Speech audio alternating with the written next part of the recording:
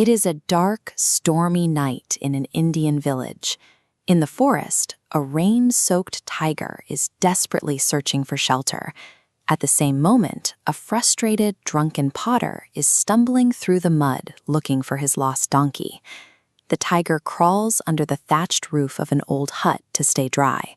From inside, he hears a woman's voice crying out that she'd rather meet a tiger in the forest than deal with the terrible leak in her house.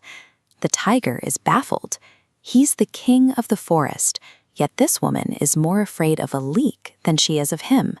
He decides that whatever a leak is, it must be the most dangerous, powerful creature in the world.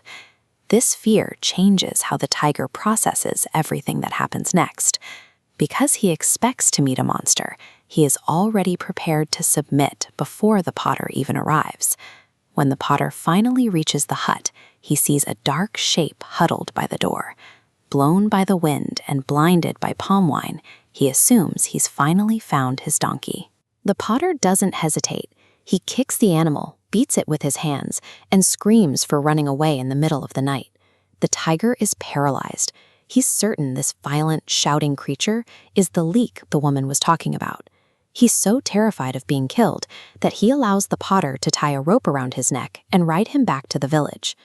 After the long ride, the potter chains the animal to a tree in his front yard and staggers inside to sleep it off, having no idea he just spent the night riding a predator. The next morning, the village wakes up to find a man-eating tiger chained to a tree. When the potter walks outside and realizes what he actually caught, he faints on the spot. The potter tries to tell everyone the truth, that he thought it was just his donkey, but nobody believes him. Instead, the villagers decide he's simply being modest. His fainting is reinterpreted as a sign of a humble hero, and soon everyone in the kingdom is talking about the brave potter. Years later, the kingdom faces a genuine crisis. A much stronger neighbor declares war, and the king's army is facing an inevitable defeat. The king needs a leader who can inspire his troops. When he asks his ministers for advice, they point to the legend of the man who once captured a tiger with his bare hands. Based on that single story, the king signs a decree. He officially appoints the potter as the general of the army, tasking him with leading the defense of the country. The potter is horrified. He has never carried a sword, has no idea how to lead, and has never ridden a horse.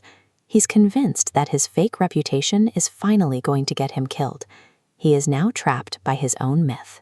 Because the public expects a hero, he has no choice but to step into a role that he is completely unprepared to play. On the morning of the coming battle, the king presents the potter with a massive, high-spirited warhorse.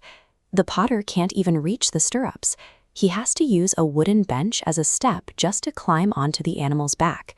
Once he's up there, he realizes the saddle is too slippery. He begs his wife to tie his feet to the stirrups with rope so he won't fall off. His wife goes further, looping the rope under the horse's belly to connect the stirrups, and tying her husband's waist directly to the saddle. She is about to tie his hands to the horse's neck when the animal suddenly gets spooked and bolts. The horse races out of the city gates at full speed. The potter is screaming, tied down like a sack of rice, unable to steer. He has no control over his direction or his speed, yet he is now charging toward the enemy lines faster than any other soldier in the army.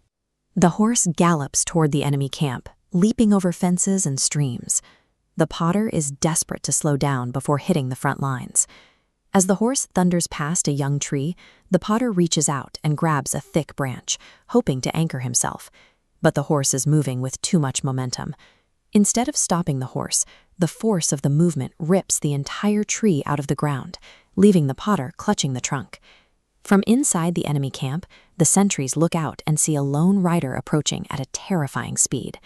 They see a man who isn't just riding toward them, he's charging them alone while casually carrying an entire uprooted tree in one hand. The enemy soldiers have already heard stories about the man who captured the tiger. Seeing this impossible feat of strength convinces them that they aren't fighting a man, but a giant. Panic spreads instantly through the camp. Believing their entire army doesn't stand a chance, the invading king joins the retreat. But first, he leaves a letter in his tent, a formal apology ending the war before a single arrow is fired. The horse finally stops in the middle of the empty camp. The potter unties himself, finds the letter, and walks home to go to bed, exhausted by his own bravery. The king rewards him with enough wealth that he never has to work again. The potter accepts the praise, but he makes one thing very clear to his wife: he is never getting on a horse again. It's a reminder that projection is a powerful tool. In the end, the kingdom wasn't saved by a great warrior, but by the fact that the enemy was more afraid of a myth than they were of the man.